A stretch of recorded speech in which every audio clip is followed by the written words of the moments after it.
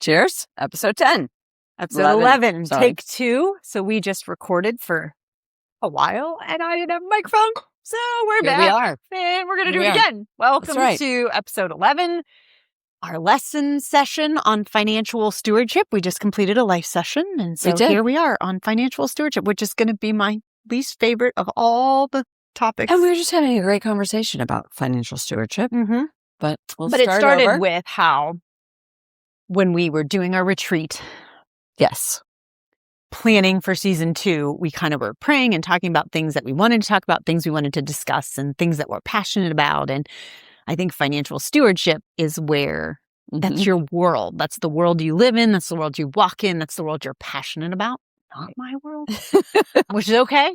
And so, yeah, when we cover like topics, like biblical topics, that's sort of like talk about different. Crazy lady, fat friend. Like, that's my topic.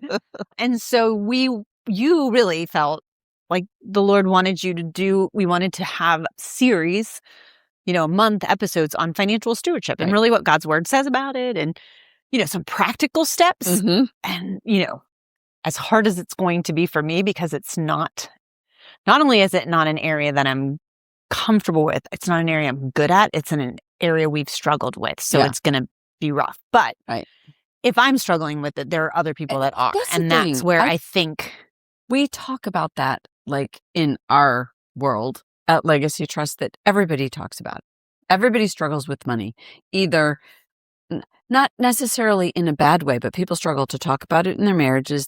Because everybody brings baggage in to a conversation about money, right? It just is one of those things that goes very, very deep, because your parents fought about money or your parents didn't fight about money. And God puts a saver and a spender together. And God puts, right? Like there's always, like, money brings up a lot of conflict. Mm-hmm. And I think that's why, for me, it's so important that we talk about it, because we see it.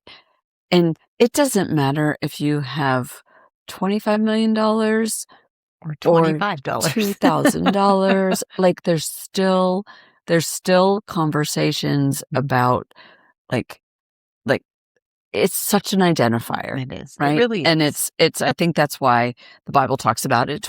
There's 2,300 verses that address money, wealth, possessions, or stewardship. That's crazy. That's more than prayer, faith, heaven, and hell combined.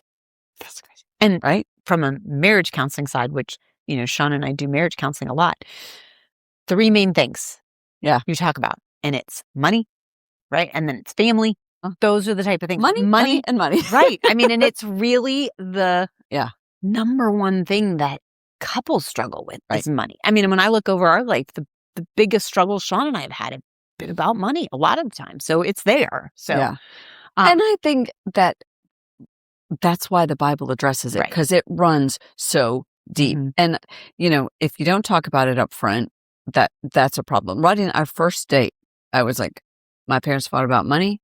And so I'm not going to ever talk. I work my tail off. So I'm never going to be in a relationship where I fight about money. I'm like, I didn't even know this person. Right. I'm sure he was like, what? But his parents fought about money. Mm-hmm. So it was like, oh, okay. We're not going to fight about money. Doesn't matter. And we have, obviously, because, at Legacy, we call them money messages, right? Mm-hmm. There's a message behind everything. There's a message behind being generous. And you were talking about, before we realized we weren't mic'd up. Yeah. That, like, it's so hard to be generous and not think it comes with an attachment. Right. And that's where I've learned with life work. And again, I'm not good in the money section. And again, I've been in education and ministry. There's not money in that. So I'm not around money people. But when I took over life work, all of a sudden became, money's important. Money was everything. Yeah. I mean, and it's a nonprofit. You got to raise money, you sponsor, you don't, all this stuff. And I quickly learned how money influenced life work and influenced me, good and bad. Yeah. People would give money and then there were strings attached. Or people would give money and even if they didn't attach a string, I would feel obligated because, oh my gosh, they just gave me all this money. I'd never handed anybody. Nobody ever handed me that money. So now I make decisions differently because I'm like, oh, this person gave money, this person didn't. And I don't mean to, but it's a new world for me to walk in and to you and Rodney, though, this was what I started to say, and I want to make sure I say it because you're very complimentary of me in so many ways. And this is an area where you and Rodney, I think, have done amazingly well as you've given to life work your time, you've given your talent, and you've given your treasure. And you guys have done it in a way that I look at and I think, I hope someday I get to give as much as you guys have given. But even if I don't and I give $10, I want to do it the way that you guys have done it. You've done it very well. And I was telling Creed last night, because Creed is my kid that's the business major, and he's graduating in May. Right. And he is convinced he's going to be a multimillionaire and he's going to make my life easy. And right Good. now it's all about money for him. Yes. And I used you guys as an example about if you get to a place, Creed, that you are making money and God is good, you got to be able to give that away well. And you guys do that well. I mean, and again, that's nice of you to say. I don't think you give it away, but also like Laura and Scotty and people, you've given your time and the gifts that God's blessed you guys with. Not even financial. I mean, just things. You've been so generous with them, and you guys have done it well. And no, thank you. So I appreciate kudos that. to you. But it is, I think that God has changed that in our hearts, right? It was never that easy. Right. Now, I mean, certainly, like, I'm a giver in general, but I mean, like, all of a sudden you're talking about giving money. You're like, but wait, we might need that. But we have to pay our kids' college tuition. We can't do that, right? I mean, and because Rodney and I are both involved in the industry, we're very practical too. Like we have a pretty good sense of what our budget is. We have a pretty good sense of what we spend. And, so it was like all of a sudden when we started talking about tithing, which the Bible talks about, it was like, well, we have to do all these things first. And it was like, no, I think we're supposed to start and then we'll do all these things. And I think it's probably harder when you have money. And I mean, by saying have money, I mean, when you're at a place in your life where you're saving some money and you're putting some money aside and you're not robbing Peter to pay Paul, all of a sudden then to start we should be tithing. And we should be. Right. I started tithing when I was born. Yeah. So tithing was never an issue for me. Not that we tithe as much, but it's never been an issue for me because from the time, I mean, my parents would pay me an allowance and they would take back the 10%, like cash it out and cash it in because that was going to tithe. So tithe wasn't hard for me because it's something I've just always done. Right. But for you guys coming into tithing later in life, after you've been established, had to be really hard. Like my parents, my whole life wrote a check to church every single Sunday, and it went in a little envelope, and but we never talked about it. We never said as a percentage. We never learned about that at all. And so, I mean, I think everybody thinks. I think there's so many perceptions and money message that come through. And so much of it is what's internal to us that we project then on other people, right? Like it's easy to say somebody that's a legacy client that has $10 million, well, they have it all, right? And you're like, but you have no idea what their life looks like, right? Their life may not. They'd trade every single penny to get back whatever. They're a wayward child, or whatever. Exactly. A marriage that was dissolved because of money or all the stuff. Exactly. So I think it's very easy to see the external of money and not, it's like we talked about last time, like the genuineness of but God and how does God provide?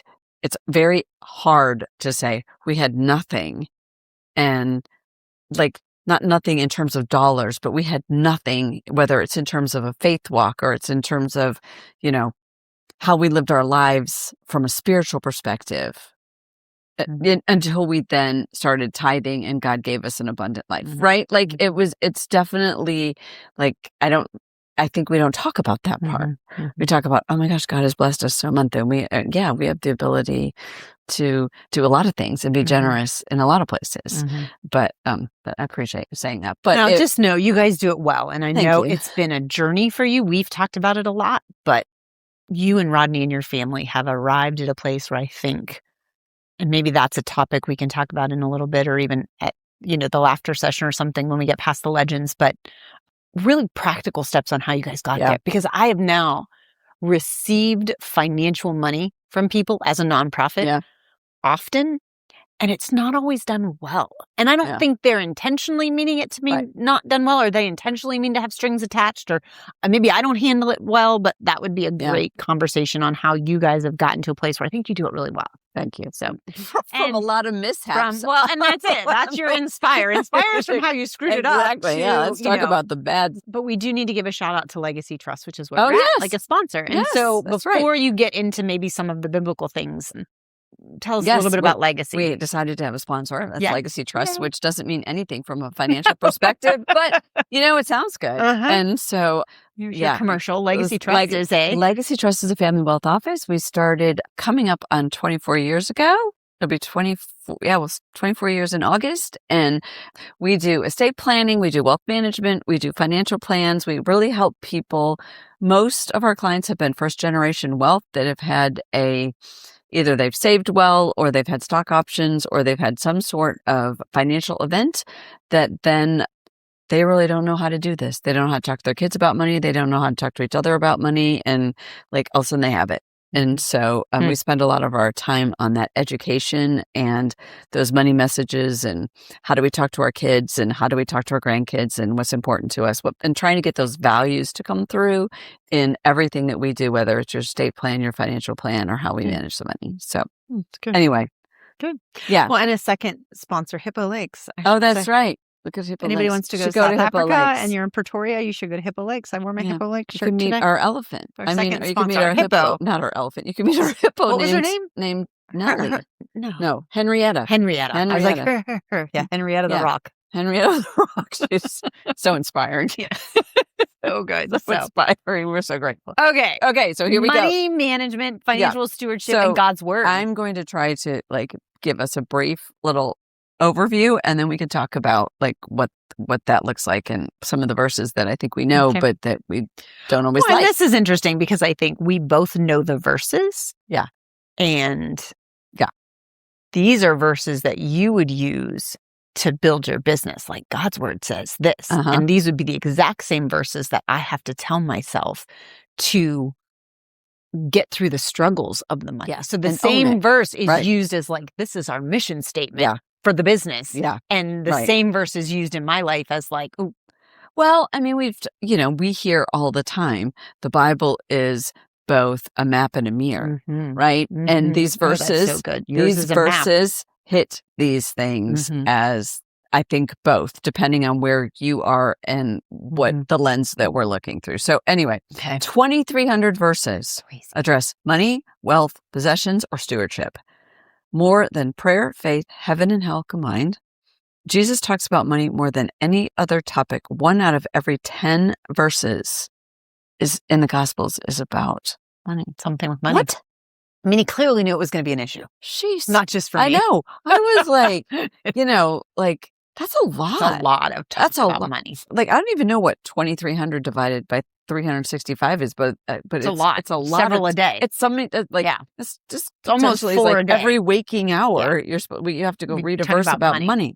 So, and I think I see it in everyday life because of what we do, and not everybody's a believer. Right? Not everybody's a Christian, but I see money is a heart issue, right? Money is a trust issue, right? Money's a discipleship issue. And then it also becomes a justice issue, right? Am I using my money justly? And what is my money saying? So, it's really a clear indication of where we stand heart-wise on everything around us, every single situation. So I think Jesus sort of knew that. He did. Yeah. So he decided to not avoid it. And talk about it often. Reveal to us how it should be. So we're going to read a verse. Okay. You ready? Yes. And we're going to talk about what we think about this verse. The love of money is a root of all kinds of evil. I know you've never heard this verse before, but how does that hit you? Well, and as many times as that verse has been preached, and truthfully, again, the vulnerability on my side, money is my trigger. Yeah. We hate the word trigger, right? But that's my trigger. Yeah. It is mine where I just go from 0 to 180 when it's about money. And the verse is always taught about the love of money is the Yes. root of all evil. Right. Money itself is not the evil. Exactly. It's not the money. No that piece different of than this paper, chair. right? That piece of paper cannot Right. hurt me. It is my love of money, and it is my need for money. Mm-hmm. And I think that's where that verse has always been hard for me, because it's a security blanket for me that I've never felt like I've had enough of, or I'm never secure enough in it. And I can say all the stuff. I know that I am in the 1% of the richest people in the world, and that there are people that, I know all the stuff, but I still look at the checkbook and I'm like, there's not enough. Doesn't feel like that. I don't have enough to do what I want to do. And so it is a control issue for me. Yeah. Yeah. It's a trust issue. I think it's always, no matter where you land on that, it's a trust issue and a control issue. For all of us, money is money, period. It can say, the love of X, but it's the love of money that is the root of all evil. And I think I don't feel like, like if you die tomorrow, there was enough money. Right. Because it got you here today. Got me here, right. Right? Like it does. And it says the love of money is the root of all evil. Yeah. So you can track money. Yeah.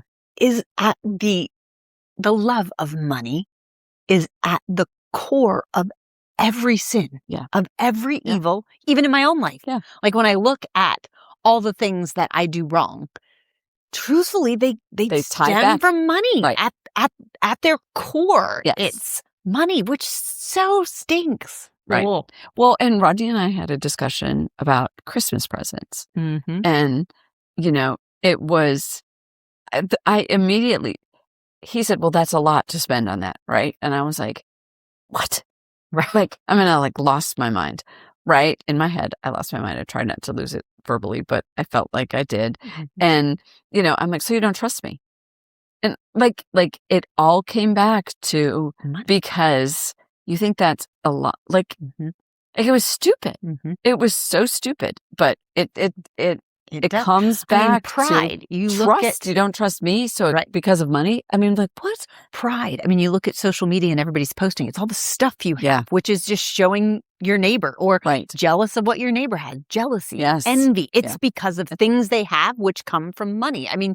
You can go to the 7 deadly sins, and they're all going to be tied back to money in some way, which is probably why the Lord said it 2,300 times, because I clearly didn't get it the first 2,299. Well, and I think, if you're trying to unlove something, which if the love of money is the root of all kinds of evil, the opposite of that was like the unloving of money.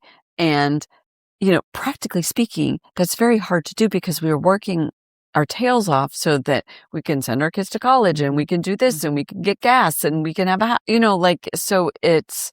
But is it easier for some people to unlove money? Some people don't love money. I don't think my husband loves money. Yeah, no, money isn't his trigger. Yeah. And I use that word because it's just it is literally, you start talking about money and I can feel my blood pressure raise. Yeah. He doesn't. Yeah. It's not a thing for him. Yeah. I think there are some people that really, really genuinely it's not important to. I think there's other people that say it's not important to them. Like Sean would figure it out. He was like, I'll figure it out. But there are other people that say they don't love money, but it does dictate their lives. So I think, biblically speaking, from a Christian perspective, I think, admitting that money plays some sort of role, and there's a money message, and there's a history that I have to deal with. That my parents gave me money messages, whether they bought you a car or they didn't buy a car. There's a money message there. Whether you had to work when you were 16 to put yourself through college or you didn't. There's money messages there.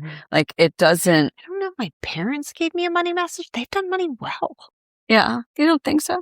Well, they gave you money messages about tithing. They did give me money messages. I was going to say, I didn't think they gave me bad money. Like it doesn't mean it's bad. They managed money well and I didn't. So I didn't get the message from them. But it was maybe in their lack of messaging that wasn't so good. Yeah, and they didn't necessarily teach you, like my parents didn't, did I say this already? I don't know if this is this time. Like my parents gave money to church every week. Right. I have no idea. Like if it, Like they didn't teach us. Mm-mm. Like our parent generation doesn't teach I us. think I missed the lesson. Huh? I mean, I think it's on me. Like, I think they taught me to tithe. They taught me to save. They worked hard. Yeah. They had their cash thing. They told me don't overspend. And I think I did it wrong. Is there like a point that you feel like in your life you just were like, I don't have to live by those rules anymore? Like, because you had some, I don't know. I think we had success early. Success. Yeah. In our first business. And by success in our community, it was a very successful business. Yeah. And I think I love stuff. And for the first time, I had money. Yeah. Not that I didn't have money, but we were always very blue collar, middle class. Right. Yeah. You saved money to be able to go this far on vacation. Right. So it was lessons that were taught that were good. Right. And all of a sudden, I think my husband and I woke up and we were successful. Yeah.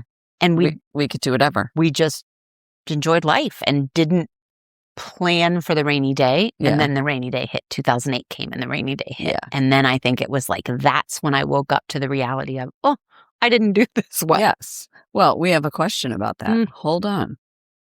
The plans of the diligent lead surely to abundance. This would be Proverbs and that 21. The opposite when you don't plan. Right. So budgeting, saving, and thoughtful planning aren't unspiritual. They're wise. Mm-hmm. And I think that happens a lot. Mm-hmm. We have clients over the years. I've had clients at SunTrust, and I've had clients that get $50,000 a month out of their account, and they can't live on it. They can't live on it. Like that's not enough, or they can't spend it. No, no. They can't live on it. Like it's not enough. Right. So it's not it. But you know how hard it is to tell somebody that's getting $50,000 a month for long periods of time to be able to look at them and say, no matter what we do from an investment perspective, you're going to run out of money in 6 years. Like we don't have any fancy calculations when we're taking that much money out of your account. I mean, that is not wisdom, right? I mean, that's just a feed me now, feed me now, feed me now, feed me now, right? So that was us. I mean, in a smaller scale, but I think, well, and you see that with like professional athletes. Yes. That they're young, 100%. They're 20 and they're making millions of dollars and then they retire at 30 and they're bankrupt. Right. And you're like, how could you be bankrupt? I can look at them and be like, how can you do that? Yeah. But on a smaller scale, I think that's what we did. Yeah. We just didn't plan. It's we got excited that we finally had money and we built a house thought and it we was bought a go car forever. and we were like, woo! And then, the economy changed and we were young and didn't plan. I mean, it was on us. Yeah. And we are still now, 20 years later, not out of the hole that we dug ourselves. Yeah. Yeah. Yeah. And which so is I on think, us. well, but I think like the Bible's right about these things. The love of money. Right? We got money and we loved it. Yeah. Yeah. And failed to stick to a plan. Right. Which is why I love what we do, which is no matter how much money you have, we had a 10-year-old in here today bringing she brought us cash, which we don't even know what to do with cash. Right. I'm like, can we deposit this? She opened an account with her mom and she brought $1,200 to invest. And she said, I heard Warren Buffett. My dad told me that Warren Buffett started investing when he was 10 and I'm 10. So I think that, so we had this whole conversation with her. Is this long-term money? Are you going to buy a bike and you want, and so I love that we can start then and make a plan. I look back now and think if I'd have had you in my life. Yeah. Right. Making a plan. Get teary because it would have changed everything. Right. I tell you, if I would have been smarter then, and had somebody, and not that my parents didn't. They were my parents were amazing with this, but truly somebody that stepped in that I knew that said, Tammy, listen, you're having success now. Yeah, you got a plan. You got a plan. Like building the big house on the top of the hill. That's the best house in the city. Is probably not the smartest thing. Although it was a nice house.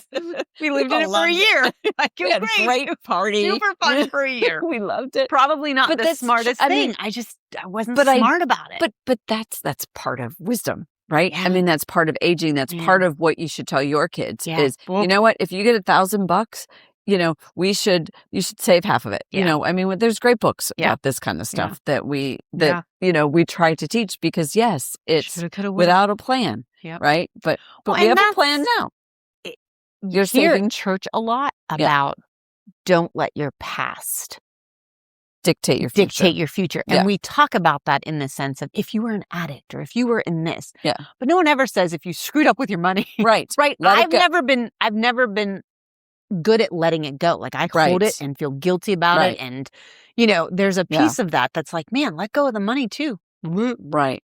But what a great thing, actually. Like, I never thought about it like that. But addicts have to say, every day's a new day, Mm-hmm. right? And my past doesn't define me. Mm-hmm. So, like, what a great thing to apply to money, Right. actually. Like, does it really matter? Now you know better. Right. Like, without lessons, it's like if you have a pothole on your street, you're going to hit it once, but then the next time you're going to go a little bit to the right and you might hit part of it, but the third time you're certainly going to miss the pothole. Yes and no, in the sense of an addict, you tend to go back to making the mistakes for a while. Yeah. Like I can look back at 2008 when the economy tanked and I didn't plan for it and our business, 4 locations and we messed up. Yeah.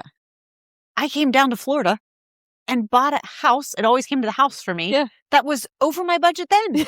Like Yeah, I didn't learn. Right. You would have thought I would have learned from that. Like I clearly knew, oops. And I came into this and thought, I still bought a big house. And it was 10 years into that house where I was like, oh, snap. Yeah. I did it again. Right. And so I didn't learn from my first trip in the pothole or my second. Okay. And now I'm living in a trailer. But it's the third. You have your third opportunity, and you're saving 50% I am of your new money. 50% of new money. I'm trying.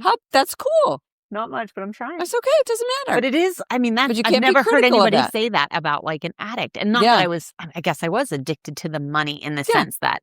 But it is like, right? It's redemptive, Mhm. right? There is Like, redemption in God that, is not looking at you and saying, you saw it. yeah, Tammy, you screwed up in 2008. Like we're going to keep that going back there, right? When it's your issue, it's your issue. Yeah. Right. And so I love that. Yeah. Every day's a new day. Every day's a new day. We don't have to talk about where your treasure was is. There, your heart is also. We can skip that Clearly one. mine is in a house, and I don't know why. Okay, let's not talk. We won't talk. There about was that another verse. Which ones would you like to talk about? God loves a cheerful giver. Yeah, that's a hard one. What do we do with that when you're not cheerfully giving? I truthfully, I think one of those is like you fake it till you make it, Mm-hmm. right? It's like everything else when God says, one of the spiritual gifts is joy. And sometimes you don't feel like you have joy and you got to tell yourself, I'm going to go to church and I'm going to worship and that's going to bring me joy. I'm good. Like, I think you have to keep giving, Mm-hmm. even if it's $5, right? You have to keep giving until it just becomes such a habit that then God and the Holy Spirit can make it joyful. Mm-hmm. Like you can't say, I'm going to be cheerful today, right? You wake up and you're like, Lord, I need your help to make me cheerful today. You have to do the same thing to be a cheerful giver and say, I want to do this in the Lord's honor. Like this doesn't belong to me, right? This is only God glorifying. I have it. I don't even know why he gave it to me. Why did he bless me with this? So like, I should just, I don't, like, it's okay. Like, I'm giving, like, I think it takes a long time to get there from this is so hard, I need to be a cheerful giver to being a cheerful giver. Like, that's a pursuit of what am I trying to say? Not spiritual gifts. Discipline. Yeah. It's a search for those spiritual disciplines. And you don't just say, you know what, I'm going to do a fast, and you start with a 5-day fast. Right. You think, okay, I'm going to fast in the morning, and I'm going to fast from 6 to 12, right? And so I think you have to flex and train that muscle. I have given my whole life. Yeah. Like it's been a discipline. I give, we tithe. I don't do it cheerfully. Yeah. It's very hard for me to give still. 35 years into my walk with the Lord. 40 years in my walk with the Lord. And it's still very difficult for me to give. I do it. Right. I don't know if I do it cheerfully. Like Sean does it cheerfully. Yeah. I look at the widow's mite. That's the story. I studied forever. And she gave of everything. And it wasn't much, but she gave it willingly. And I thought, oof, I don't do that well. Yeah. I got to do that better. Maybe that's a goal one of these years is to give more. This year I'm giving off my gross, which was huge. I think that's a big step for me. That's a good thing. And you know what? You then have to say, like, okay, I'm doing this for the year, and you got to go back and say, look what God did. Mm-hmm. Right? I think it's very easy when it comes to money and our personalities. It seems like we talk about our personalities a lot, but we want it to be perfect. Mm-hmm. And it's a process, Mm-hmm. right? I think like you have to go back and say, like, I need a little pat on the back Mm-hmm. because I did this, and we did it off our gross, and we survived. And look, you have to give God the glory that you could do it. It's a tough one. I mean, It I is. give grace in all the areas, but when it comes to I money, know. it is tough. Well, It's a tough one. She out of her poverty put it all. Ugh. Yeah, and that's part the of it widow's too, mite. is culturally, we live, I always say this is my excuse. It'd be so much easier if I lived in Zimbabwe. But when you live in Ponte Vedra, Right. and it's all around you and all the Yeah. stuff and all the things, it's much harder. But I also think that's going to be anywhere. I don't think that it's the root of the problem is not where you live. The root of the problem is what's your heart is, right? But since we talked about this, plans fail for a lack of counsel. So I think you have a plan, and your plan is like going to be different, right? And so like when you do this for a year and you're saving off new money, and we run a plan, you're going to be like, oh, look, if we keep doing this for 5 more years, look what's going to happen, right? I mean, it's such a confidence builder. It's like no different than at LifeWork. You wouldn't open a coffee shop without a plan. Well, you might, but you did. But like we strategic plan for a reason, right? So anyway, but there are some things that like are supposed to make us feel better, like, do not worry. Your Father knows what you need. That's a tough one. And to me, the worry part is hard. Like, I'm not a worrier, but Rodney worries about money. And he can make money. He makes more money than me. He makes it easier. He's smarter than me. Like all these things, and he still worries about money. And his verse, I shall tell you what the verse that we've had focused on for a very long time, which is, where does it say this? Hold on, sorry. It's the one about a good parent leaves an inheritance or something. Yeah. And the Bible says, where is that? I should highlight this. Oh, a good person leaves an inheritance. And we have done that for so long that like we have worried and had anxiety about money so that we could leave an inheritance. And it doesn't say an inheritance of X. Right. That's what I was going to say. I've always said that it doesn't necessarily mean it has to be a money inheritance. Exactly.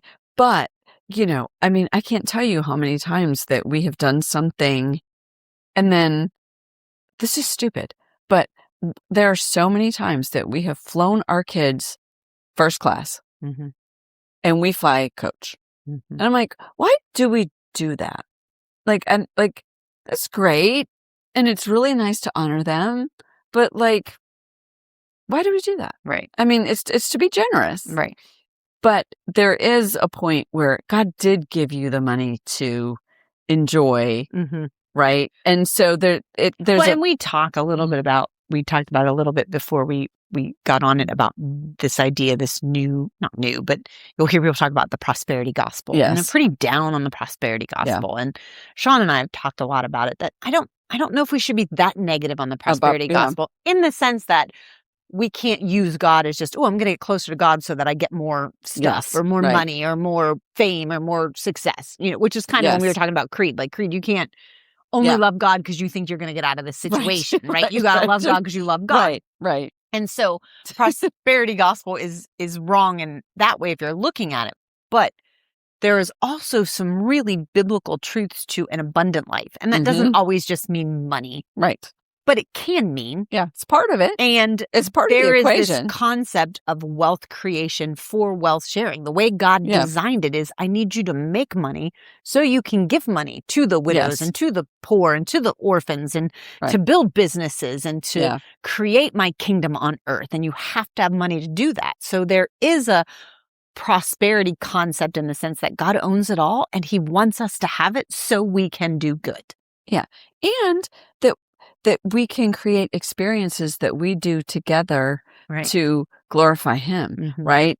I have all these verses. The plans of the diligent lead surely to abundance. Right. And that is partial. My struggle is more like, I didn't grow up like with lots and lots of money.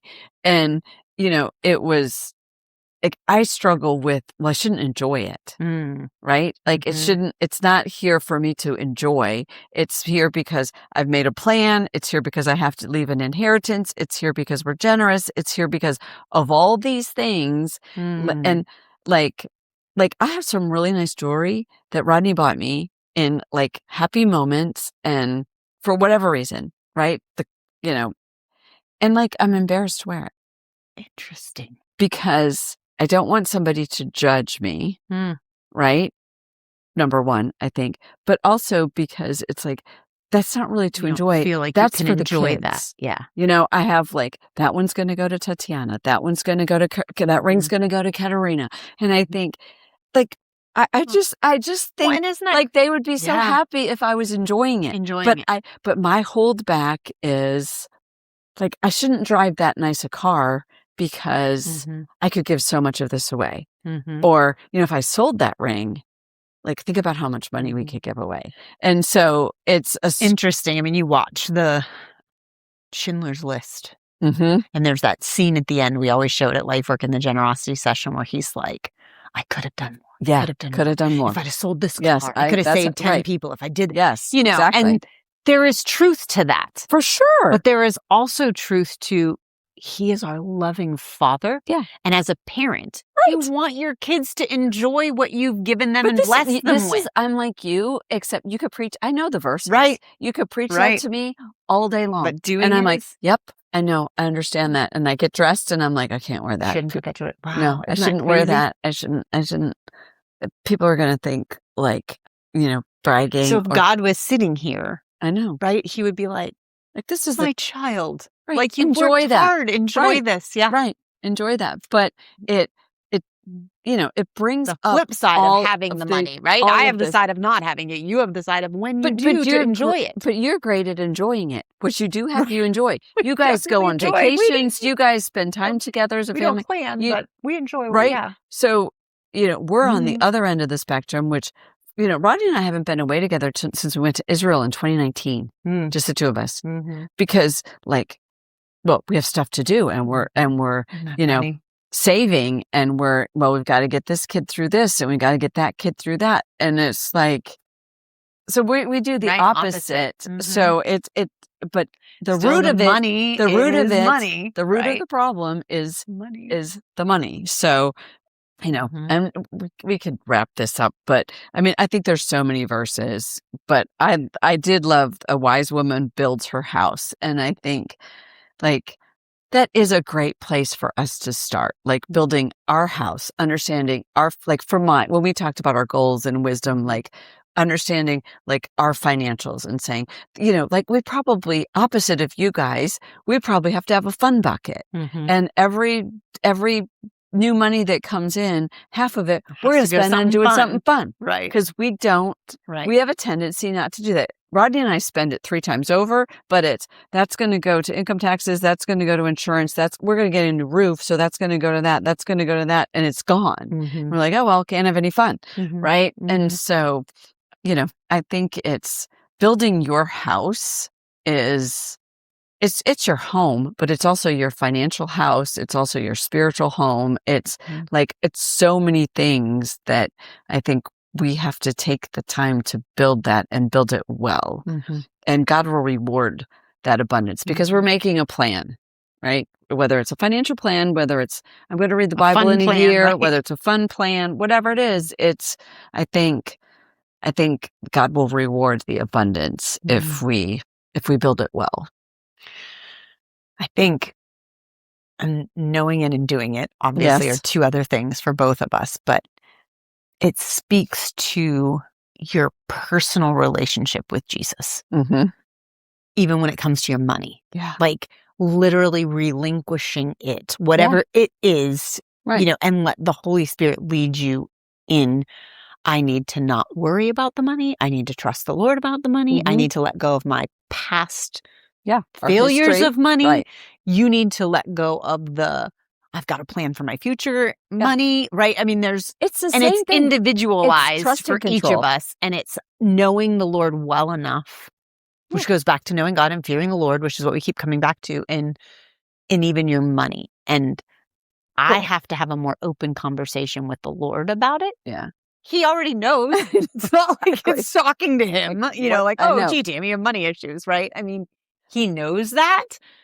But it comes down to, like, it always comes back to, I don't trust the Lord about money any more than you do. No, just in different ways. Right. Just in different ways. Because I think, we can't spend it on fun. Here and go here and have this done. I've done all the things that the verses say that are like, make a plan, stick to it. You've done all the things that are like, don't make a plan, don't budget, don't be diligent. Go on vacation. Let's build a bigger house than we should. We enjoy the experience. We have to spend time as a family. So, I think everybody's got money issues. So I think that's, I guess, like, to me, the bottom line is, and what we talk about at Legacy, there's money messages that you're receiving or that you're giving, no matter what you do. And I gave bad money messages to my kids already. Yeah. Like, I can see them now as they're becoming an adult, that I have not fostered good money messages in them. Yeah. I have not. Yeah. Oh, man. I'm going to send them to you. Well, I mean, but that's what I love about what we do, is the education of the second and third generations that we're doing. I love the 12-year-old coming in here with $1,200 and us saying, so, are you going to call us in 2 weeks and say you want to buy something? And she's like, no, this is for, so when I'm an adult and have to pay for things myself, I have enough money. And I'm like, all right, like, you can now teach our classes. I'll put your $1,200 to our 70-year-olds, right. Because but she's very biblically based, Well, and I think to our listeners, you're all probably all in one camp or the other. I don't know. You could be all the way on this side, all the way on this side. You can have money might not be your thing. Like, if Sean was sitting here as my husband, he would not have the same conversation about our money as I'm having, because it hasn't impacted him the same way. Right. Money is not his thing. He is like, you can take it all, you can spend it, you can save it. I don't care. Like, it's just not. But do you think part of that is also because he's trying to offset you a little bit? Probably, because he knows it's my thing. Because he knows it's your thing, so he's just like, it's not a big deal. God's got it. God's got, like, he knows all the right verses to say too. Yeah. Like, he's protecting you a little bit. Probably. But it's just, I mean, he has things that are his things. Money just is not his. Yeah. He would be perfectly content if we never had any. Yeah. It doesn't drive him. He's way more generous than me. He doesn't fear not having it. Right. It's just not his thing. So I do think there are some personality things that weigh in it. But as listeners, I'm sure you're somewhere in the gamut with it. I'd love to hear your money tips or money failures. I've shared ours. And money messages. That you think you had, or we are our legend. We have 2 legends. I'm excited about from Legacy Trust next week. And they're going to try to get a little bit practical with us about what that looks like, how we talk to clients, how we, sort of say, not as much biblically based, although I feel like it's very biblically based, but more like very practically. I think the right way to do it is biblical, whether you know the Bible or not, right? So, I think that we're going to try to address some of, like, the real issues. Like, how do you actually, like, what does this look like in real life? Do I put an app on my phone that tracks everything and I can bucket it? And, what do I do? Do I save 50% of new money coming in? Or, what does it look like? So hopefully, if that'll be good. Yeah. If you I'm have excited to learn some practical tips. And we'll see. I think at the end of the lesson today in money, the takeaway should be, maybe, I don't know, that God is in our money. Yeah. Right? I mean, he really is. Either end of the spectrum. Yeah. When you have trust issues, when you don't have enough, when you have too much and don't do it, tithe right, or fear it or don't fear it, God's in the money. Yeah. Absolutely. And just like he's in everything else. He's in everything else. Like, I think you can substitute, if it's not, money's not your issue, it's, the love of time. Right. is the root, right? I mean, like I think money seems to be the thing that's the majority of people struggle with, but you can substitute the word and still, it's the thing that you love, right? I mean, you do marriage counseling where you say, like, if the love of your spouse is so deep that you can't live without them, you have to start with Jesus. Like you got to back yourself up to Jesus. And this is the same thing. We just have to back ourselves up to Jesus and say, what did he do for me? Right? I mean, I think God is in the money. He is God's in the money. He's in the and money. that is, it's like one of the topics. Like, you don't talk about money. You don't talk about religion. You don't talk about politics. Like, money is one of those topics that we don't talk enough about it. For sure. With God in it. Yeah. So that's good that you do that. You're so good. Well, you. Yeah, so good. No, I think that's right. I mean, but also I think, like so many other topics, our parents' generation did not teach us how to talk about it either. Right? I mean, our moms didn't tell us about menopause. Our moms didn't tell us about, hot flashes. My mom. Right. She did? Oh my gosh, yeah. Oh, my mom did it. It was amazing about, good luck. Here it's coming. You're going to get this. Yeah. Well, no, I think when my parents were going through stuff, they had a tendency not to talk about that stuff. So, anyway. Well, and it's funny because I think my kids think I don't talk about it. Yeah. Like, we've had the conversation where they're like, you guys need to tell us more. And you shielded us from all this. And I think we think as parents, we're protecting them. Right. But again, that's a money message, it's a money right? message. Whether you're saying words or not saying words, whether you're giving or you're not giving, whether you're receiving or you're giving, like there's money messages. Every single thing has a money message. So, it does. So, and so many. This is the last thing I'm going to say about money messages, but it's so important to have the communication about it, because if you don't say anything, it's a money message. Like, I can't tell you the kids that I've dealt with in my career that the parents never talked to them about money, and then they died. And then I knew he didn't love me, or I knew he didn't love my wife, or because it was never talked about. And we're there saying, we knew your mom and dad, and that was never the intention. It was because they helped you with the down payment on that, and they didn't help the other two kids. And so this was a way to even it out. It's not a love you less thing. And then they go, oh, I forgot about that. But the instantaneous money messages, I knew they didn't love me. I knew they didn't love my wife. I knew they thought my kids were stupid. Like what? Like, it's whatever message crazy. they received because they didn't get the money, or they didn't get the. It's crazy because, whatever, parents left their money in trust for them instead of giving it to them outright, and everybody wasn't treated fairly. Like, it's crazy. So communication is like the key, really. Like, even now, saying to your kids, these are the money messages that I have been giving, and I need some forgiveness, and we're gonna talk about money differently, right? I mean, we all have to do those kinds of things. I mean, Rodney and I are like, shoot, if we don't fly first class, our kids will after we're gone, and I don't think they're gonna be all that grateful. So right. I think they're expecting to. Maybe we should, once in a while we should go high style. So anyway, I do have to have some. I like the phrase. I don't use it, and I've not really heard it. Money messages. Yeah. I don't think my messaging has been good. Yeah. I don't think it's been good to my kids. I don't think Sean and I money message well. Yeah.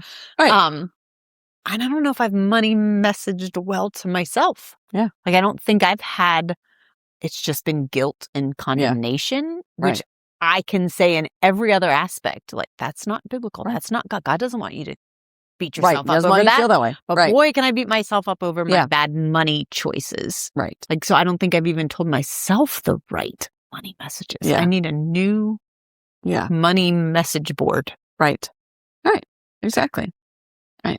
And it can start with some biblical phrases, which actually I wouldn't, just saying, because yes, that's it. They should be biblically based, but I also think these verses are so rote to some of us that they don't mean anything. They're not as impactful. Right. I mean, you sort of go, yeah, I know what that says. Like, you finish the sentence and you're like, Yeah, I know that Mhm. that's gonna say. Mhm. So, anyway, the plans of the diligent lead surely to abundance. So we're on a path to an abundant life. An abundant life with better money messages. Yeah. Think about the messages you're gonna be able to give your grandkids. I gotta go have a talk. Yeah. I'm gonna talk to Sean, Yeah. kids, myself, Yeah. money messages. Yeah. So, It's good. okay, Ugh. Thanks. here we go. All Cheers. right. Yeah. This could have used a margarita. I'm gonna go get a margarita now.